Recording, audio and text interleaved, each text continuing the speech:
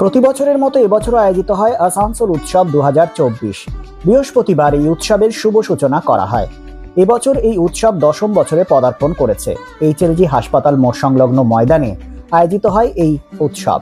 প্রদীপ প্রজ্বলনের মাধ্যমে উৎসবের শুভ সূচনা করা হয়। উপস্থিত ছিলেন রাজ্যের আইন ও শ্রমমন্ত্রী মলয় ঘটক, পঞ্চায়েত মন্ত্রী প্রদীপ মজুমদার, আসানসোলের সাংসদ শত্রুঘ্ন সিনহা, জেলাশাসক S Ponnambalam, Asansol Durgapur police commissionerate Sunil Kumar Chowdhury, Pandabeswar ও জামুরিয়ার বিধায়ক নরেন্দ্রনাথ চক্রবর্তী, হরেরাম সিং সহ বিশিষ্টজনেরা।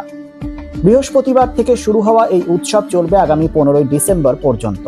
উদ্বোধনী অনুষ্ঠানে আয়োজিত হয় মমতা শঙ্কর ট্রুপের নৃত্যানুষ্ঠান। এছাড়াও প্রতিদিন থাকছে বিভিন্ন সঙ্গীত শিল্পীদের সঙ্গীতানুষ্ঠান। শীতের আমেজে আসানসোল উৎসবের আনন্দ নিতে যথেষ্টই উজ্জীবিত দেখা যায় শিল্পাঞ্চলবাসীদের। এসবিএন আসানসোল।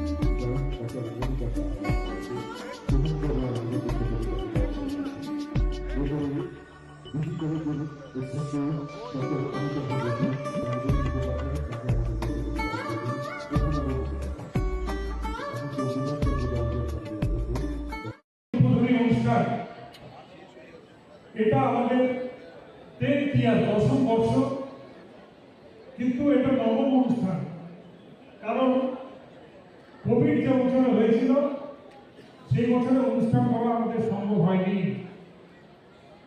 তাই এক বছর বাদ দিয়ে 9 বছর আমরা এই অনুষ্ঠানটা করছি এবং এটা 10ম বছর। কারণ আজ থেকে 10 বছর আগে আমরা ঠিক করেছিলাম যে আসানসোলের মতো শহরে আসানসোলে যারা বসবাস করে অধিকাংশ বিভিন্ন কলকারখানার শ্রমিক, যারা 365 দিন বিভিন্ন কলকারখানায় কাজ করে, কিন্তু এখানে বিনোদনের কোনো জায়গা নেই।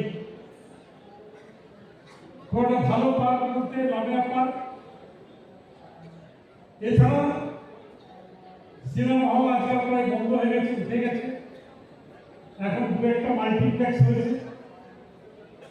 তো বিনোদনের জন্য যদি আমরা আসানসোল উৎসব করতে পারি, তাহলে অন্তত আসানসোলের মানুষরা কিছুদিন কলকাতা যারা প্রখ্যাত শিল্পী, পশ্চিমবঙ্গের যারা প্রখ্যাত শিল্পী, তাদের বিভিন্ন শিল্পকলা তারা এখানে বসেই, আসানসোলে বসেই সুযোগ পাবে সেগুলো দেখার।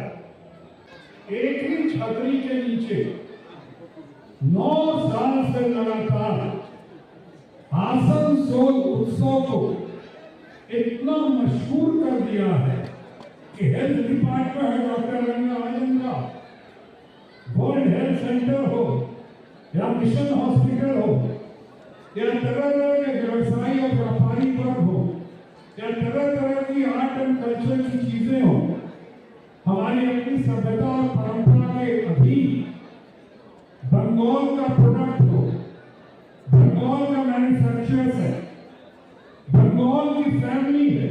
और ये बंगाल जब कहता हूँ तो मतलब सिर्फ बंगाली नहीं कहता हूँ, बंगाली तो सर आंखों पे, ममता जी का नेतृत्व सर आंखों पे हमेशा एक कामना करता हूँ, दुआ करता हूँ कि लॉन्ग लिव ममता बनर्जी, ममता जी का साया हमारे ऊपर हमेशा बना रहे।